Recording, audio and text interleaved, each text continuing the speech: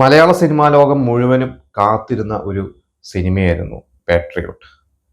കുറച്ച് നാൾ മുമ്പ് തിയേറ്റർ ഓണേഴ്സ്, കേരളത്തിലെ തിയേറ്റർ ഓണേഴ്സിന്റെ അസോസിയേഷന്റെ ഒരു പ്രധാന ഭാരവാഹി പറഞ്ഞിരുന്ന, അല്ല, അവരിൽ പ്രതീക്ഷയോടെ അവർ കാത്തിരുന്ന ഒരു സിനിമ തന്നെയായിരുന്നു. അവരും പറഞ്ഞിരുന്നതാണ്.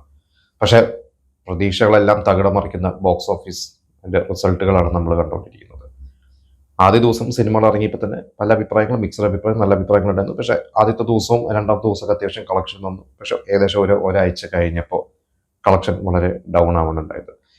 ഏകദേശം 125 കോടി രൂപയോളമാണ് അതിന്റെ മുതൽ മുടക്ക് എന്നാണ് പറഞ്ഞിട്ടുള്ളത്. അതിന്റെ ഒരു ഒഫീഷ്യൽ അല്ല എങ്കിൽ പോലും പലപ്പോഴും നമ്മൾ പലതും വായിച്ചറിഞ്ഞു വെച്ച സിനിമാ ലോകത്തുള്ളവർ തന്നെ പറഞ്ഞത് അറിവ് വെച്ചിട്ടൊക്കെ 125 കോടിയുണ്ട്. പക്ഷെ 125 കോടി കളക്ട് ചെയ്യണമെങ്കിൽ അത് നിസ്സാര കാര്യമല്ല.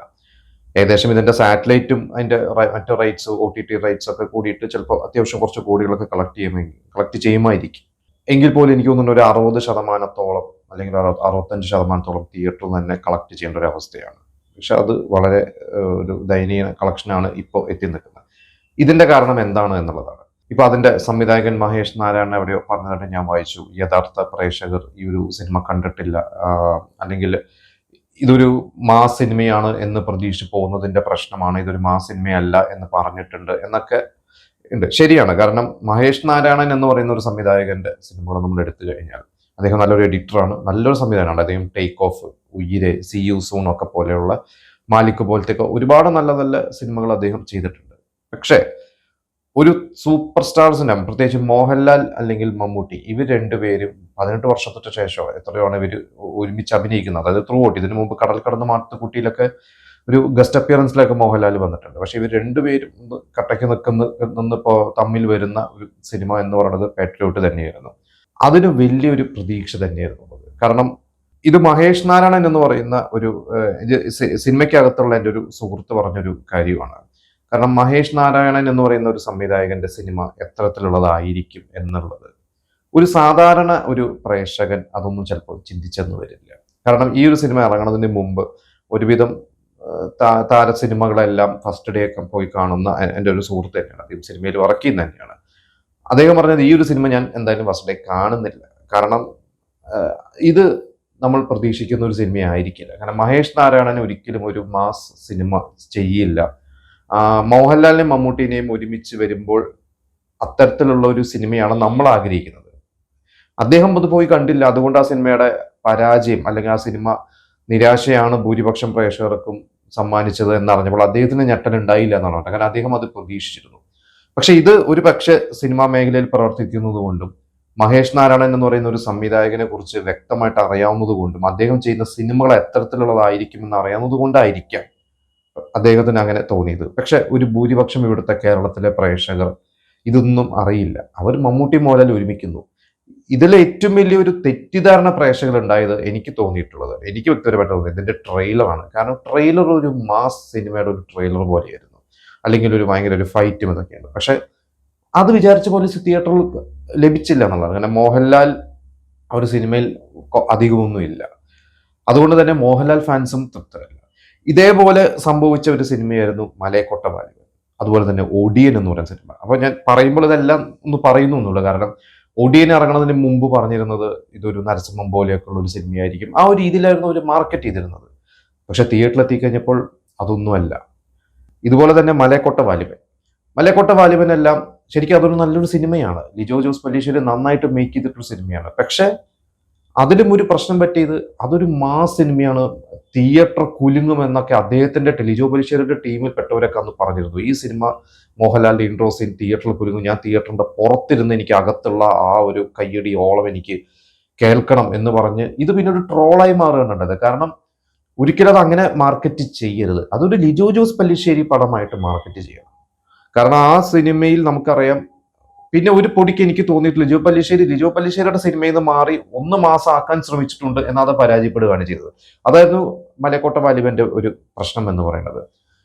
അപ്പോൾ ഇത്തരത്തിൽ ഒരു പ്രേക്ഷകരിൽ തെറ്റിദ്ധരിപ്പിക്കാതെ ഞാൻ ചെയ്യുന്നത് എൻ്റെ ഒരു സിനിമയാണ് എന്നുള്ള രീതിയിൽ മാർക്കറ്റ് ചെയ്താൽ ഓക്കെയാണ്. കാരണം മമ്മൂട്ടി കമ്പനി പ്രൊഡ്യൂസ് ചെയ്ത സിനിമയായിരുന്നു ലിജോ പല്ലിശ്ശേരിയുടെ നൻപകൽ നേരത്ത് മയക്കം. ഒരിക്കൽ നൻപകൽ നേരത്ത് മയക്കം ആരും ഒരു ഭീഷ്മർവം പ്രതീക്ഷയോ രാജമാണിക്കോ പ്രതീക്ഷയോ അല്ല പോയത്.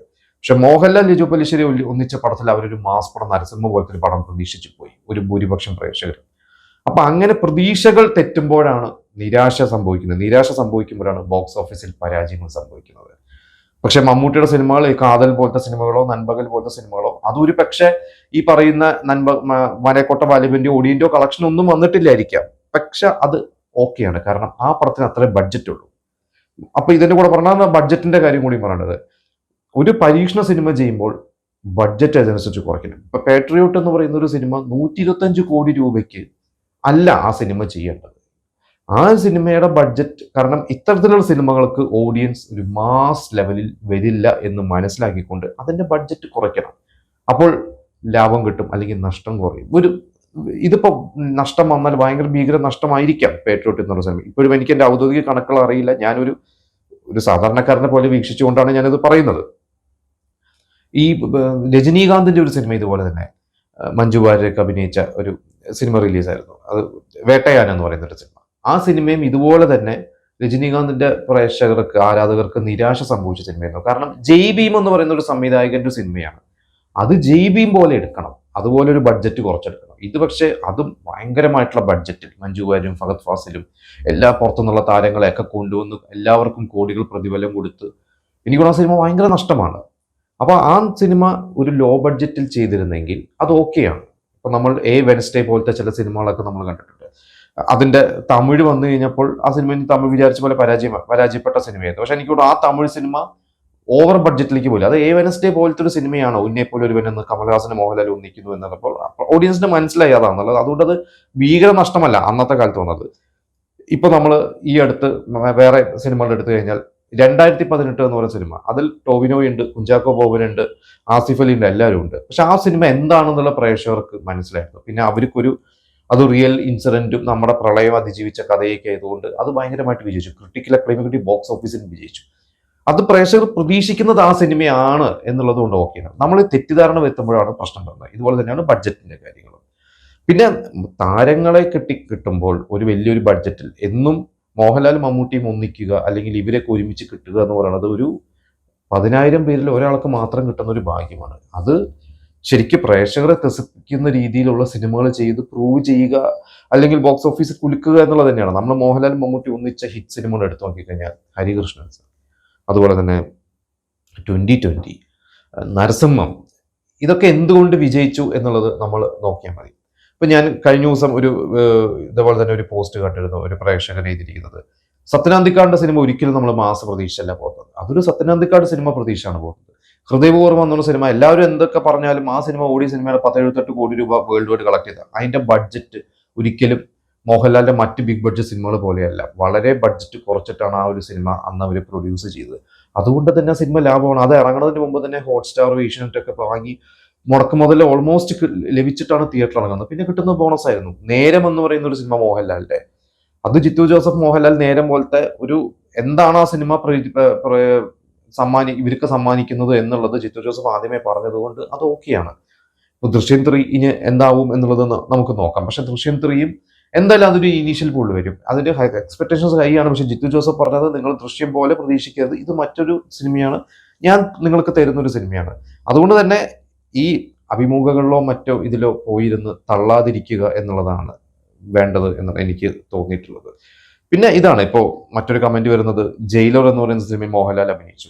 രജനീകാന്ത് സിനിമയിൽ മോഹൻലാലിനെ എങ്ങനെ മോഹൻലാലിനെ കൊണ്ടുവരണം എന്നുള്ളത് നെൽസൺ കാണിച്ചത്. ഇപ്പോൾ രജനീകാന്തും കമൽഹാസനും ഒരുമിച്ച് അഭിനയിക്കുന്ന സിനിമ വരുന്നുണ്ട്, നെൽസൺ ചെയ്യുന്നത്. അതിന്റെ ഒരു പ്രോമോ ഇറങ്ങിക്കഴിഞ്ഞപ്പോൾ ഈ പാട്രിയോട്ടിന്റെ ട്രെയിലർ ഇറങ്ങിയ സമയത്ത് രണ്ടും തമ്മിൽ കമ്പയർ ചെയ്ത് പറഞ്ഞിരുന്നു, ഒരു താരങ്ങളെ ഒരുമിച്ച് കിട്ടിയാൽ എന്ത് ചെയ്യണം, അതൊരു നെൽസനെ കണ്ടുപിടിക്കണം എന്നുള്ളതാണ് പറഞ്ഞത്. ഞാൻ അതിനോട് പൂർണ്ണമായിട്ട് ഞാൻ യോജിക്കുന്നില്ല, പക്ഷെ കറക്റ്റാണ്. കാരണം താരങ്ങളെ കിട്ടിക്കഴിഞ്ഞാൽ അത് യൂട്ടിലൈസ് ചെയ്ത് ഒരു ആഘോഷ സിനിമയാക്കി മാറ്റി ബോക്സ് ഓഫീസിൽ കുലുക്കുകയാണ് വേണ്ടത്. ഇല്ലെങ്കിൽ ഇതുപോലത്തെ അവസ്ഥകൾ സംഭവിക്കും. മോഹൻലാലും മമ്മൂട്ടി മാത്രമല്ല, ഞാൻ പറഞ്ഞ ഏത് താരങ്ങളായാലും, ഇപ്പൊ ക്ലാസ്മേറ്റ്സ് പോലത്തെ സിനിമ നമ്മൾ കണ്ടിട്ടുണ്ട്. ഇതിനു മുമ്പ് എനിക്ക് ഓർമ്മയുണ്ട്, റെഡ് വൈൻ എന്ന് പറയുന്ന സിനിമ ഇറങ്ങി. അന്ന് മോഹൻലാലും ഫഹദ് ഫാസിലും ആസിഫിലും, അന്ന് യുവ താരനിരയിൽ തിളങ്ങുന്ന മുൻനിരയിൽ നിൽക്കുന്നതാണ് ഫഹദും ആസിഫിലും, ചാപ്പാകുരിശും സോൾട്ടന്റെ പുറം ഒക്കെ ഇറങ്ങി നിൽക്കുന്ന ഒരു സമയമാണ്. പക്ഷെ ഈ 3 പേരെ ഒരുമിച്ച് കിട്ടിയിട്ട് റെഡ് വൈൻ എന്ന് പറയുന്ന ഒരു സിനിമ പ്രേക്ഷകർക്ക് പ്രതീക്ഷിക്കുന്നത് ഉയർന്നില്ല. അത് കാരണം അവരുദ്ദേശിച്ച ഒരു സിനിമ അവർ ചെയ്തു, പക്ഷെ അതല്ലായിരുന്നു പ്രേക്ഷകർ പ്രതീക്ഷിച്ചത്.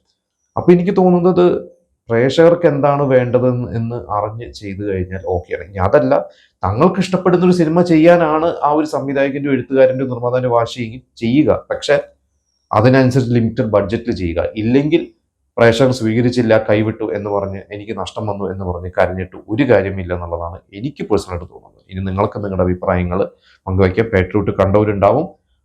എല്ലാം കൊണ്ട് ഞാൻ ഈ പറഞ്ഞ മൊത്തത്തിലുള്ള ഒരു താര സിനിമകൾ ചെയ്യുമ്പോൾ ഉണ്ടാവുന്ന റിസ്കുകളെ കുറിച്ചും അതിന്റെ എങ്ങനെ ചെയ്യണം എന്നുള്ളതിനെ കുറിച്ചൊക്കെയാണ് എനിക്ക് തോന്നിയ കാര്യങ്ങൾ പറഞ്ഞത്. നിങ്ങൾക്ക് തോന്നുന്നത് നിങ്ങൾക്ക് നിങ്ങളുടെ അഭിപ്രായം ഇവിടെ രേഖപ്പെടുത്താം.